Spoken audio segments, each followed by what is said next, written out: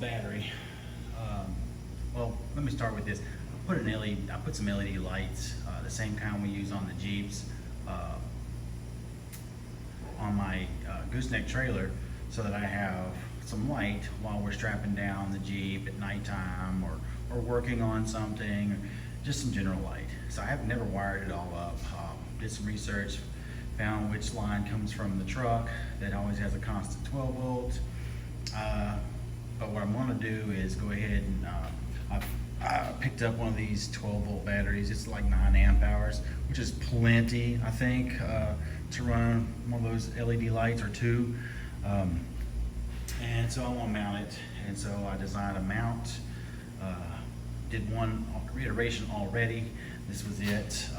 Looks pretty good, except some of my measurements were a little bit off. Either my measurements were off, or some calibration needs to be done on the plasma table or in the cam. I'd say it's probably in the cam. I probably got the wrong kerf allowance in cam is incorrect, probably for this 12 gauge. This probably doesn't need to be 12 gauge. It's just something I already had sitting around. I could probably do this in 14 or 16 easily, because this battery's not super heavy. But anyhow, I figured you might want to watch this and check it out. So let it go back to focus on the actual screen, and you'll see how I cut these out.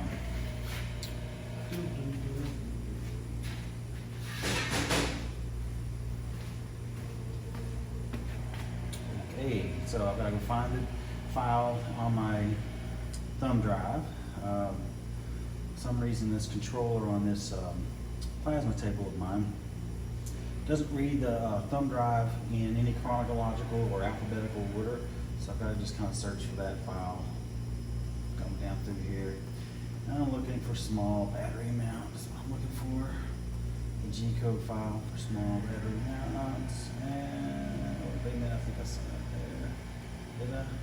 Yep, there it is. So got it. A little bit of a bow in this, but I think since everything's going to be right here, I think we'll be fine. I'm going to go ahead and just grab a piece of wood and just push down on it while it's cutting anyhow.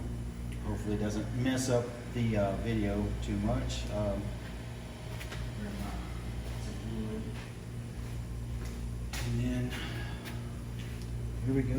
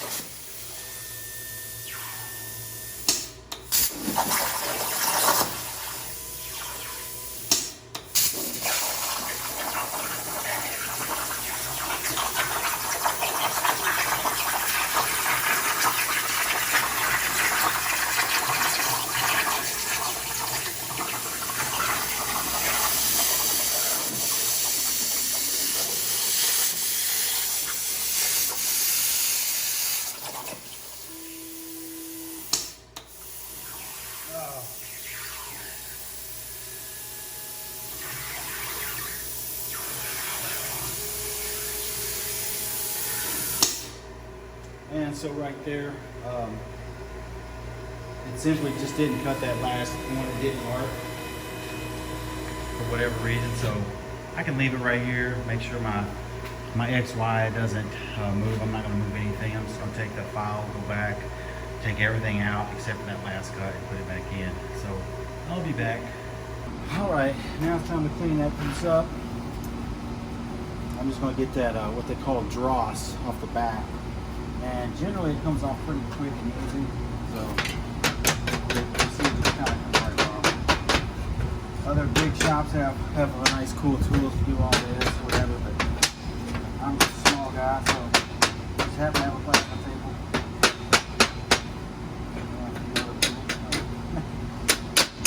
I don't do it enough to warrant buying some of the specialty stuff that knocks all that dross off. So sometimes you knock the stuff off by just dropping it. You get the gist. Folks out there at YouTube land or Instagram, wherever I want to put this video. If I ever upload a video, I've got so many terabytes of video sitting around that we just haven't put on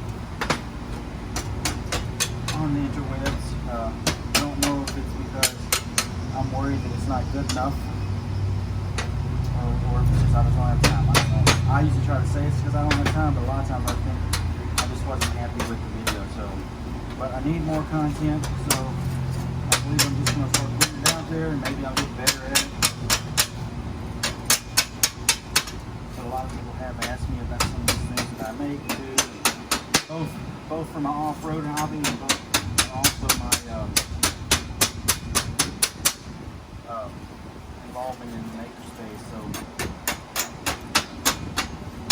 everybody wants to learn something, and there's always someone that knows something about something that a little bit more. I'm not the perfect person to teach it, but I will give it a try.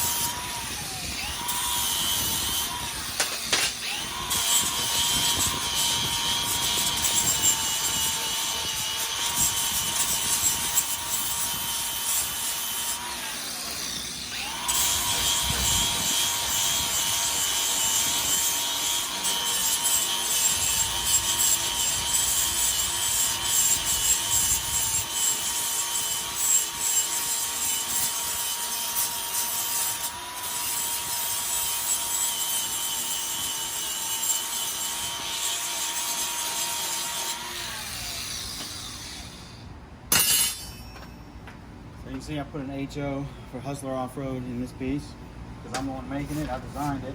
Of course, I'm just looking at other designs of battery brackets and stuff online. You can see them all over the place. I think, you know, Barnes and Aries and Ballistic and different places have different battery brackets, but nobody had one for this small battery. And if I were making one for a large battery, I probably wouldn't buy one of those either. I would just go ahead and just make my own. Just kind of use those as a guide and get some ideas of it and put my own design in or whatever. But you know, it is what it is. I'm fortunate enough to have a plasma table, so I can do that. And a lot of people have asked me how I do design these things. So I just basically get the measurement out, get my measurements out, and start, you know, measuring things, and then I start drawing it all in Corel Draw. I've been using Corel Draw for a lot of years, so that's what I stuck with. But you can do it in Inkscape, which program. You can do some of that in Illustrator if that's what you're into, or even Fusion 360 if you like. They've got, I think Fusion 360 has some features where you can lay this all out and then it will bend, make those bends and make everything look the way you want to see it when it's done. But I just keep using Corel because I'm an old guy, so use what I know.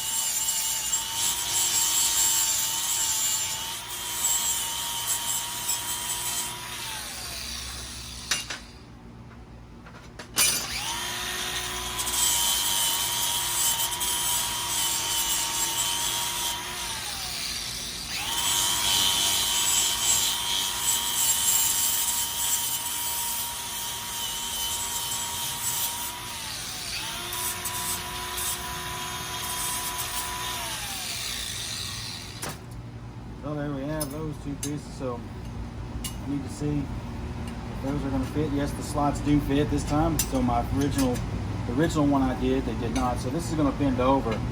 Those slots are going to go in there. These will get a little slight bend, so you have to come in at it, bring it in like that. But then these at the end will match up right there after I do all my bends. So I'll move the camera in here and start showing me using the brake to make these bends.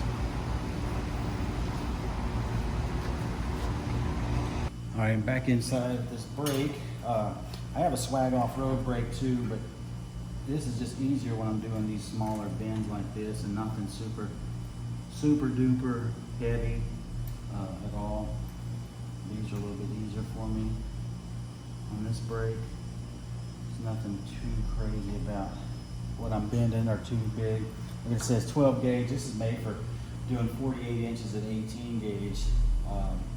So it'll do some heavier gauge at smaller distances. So, and those are just two little tabs, so it's not that big of a deal right there. Oh, I have to grab that. So as you can see, got that. I probably should have bent a little bit closer. Those holes may not line up like I need them to, so I probably should have bent a little closer. That's part of this whole, that's part of all of this, so is what it is. And I think at the end of the day, it's gonna turn out all right. So these little tabs here that I designed in here are to keep that bag from sliding one way or the other.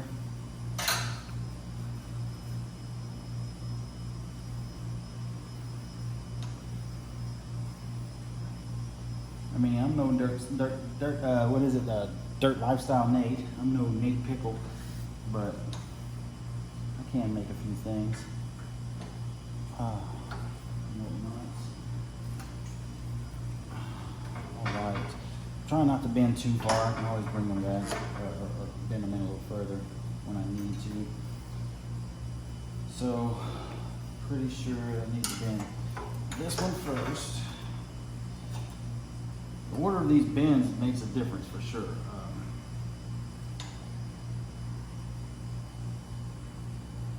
For sure.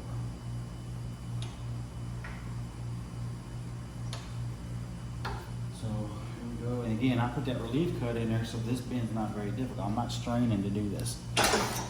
Next, I bent a little too far on that one. I kind of felt like I did. This is why I don't do a lot of videos either, because as soon as I mess up, that's another set of videos I have to do, unless I want to pretend to be perfect. If I want to pretend to be perfect on the interwebs, then every time I have to redo the video. But this time I'm just going to do the video, and we'll see where it lands me. I have a feeling when I do this though, and leave all this in, my fallibility's in, the video becomes too long and you become bored and you don't watch it and you don't share it with your friends, and then I never make it on the algorithms or whatever. There we go. that look? So there we are so far. We'll see how these end up lining up. And actually I bent them in the wrong direction as well. So they weren't supposed to go down. So hopefully there's enough meat there that if I bend them back the other direction, that I don't make them weak and rigid. So I'm gonna go out here to the vise, poke those in there and see if I can get them all bent over. I'll be right back. All right, I've gone ahead and bent those over the other way. Hopefully the holes still line up where they need to line up. We'll see. I'm gonna go get that piece.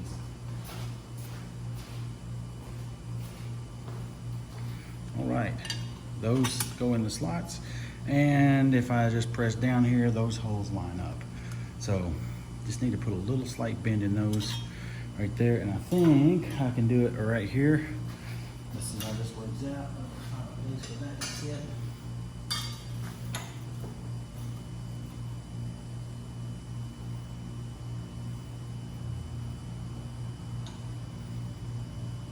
Indeed, I think that's going to work.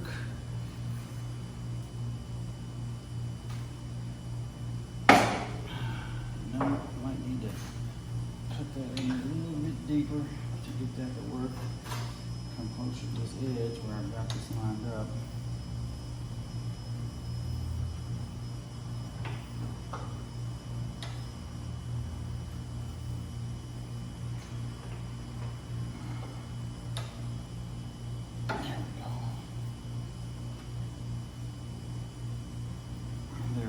I think that will work.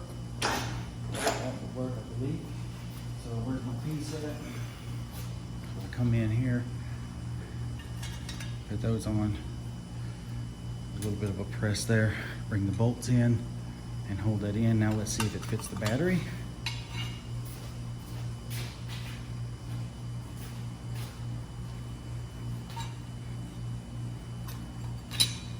All right, battery fits in that way, fits in that way. Come here, bring it here, and it's on. Once I put the bolts in, that's a good little battery box. All right, I think this will work. Cool. I hope that helps you guys see kind of how I make some of the things I make. I don't do a video on everything I make, but I've got little tiny things like this all over the place, either whether it be in the Jeep or on a trailer or something. The last one I think I made a video of was the CO2 tank bracket. I think works fine for me for what I do, and I know they make others, but you know, they don't make others that say Hustler Off-Road or my name or whatnot, or fits right where I want it. So it's cool, man, make your own thing. So, and I do like this a little bit. I thought that might help it with its appearance and of course weight, obviously. And I could probably put a circle here to reduce weight. And then I had thought about maybe possible dimple dies on some of this too, but I don't think at 12 gauge it needs it.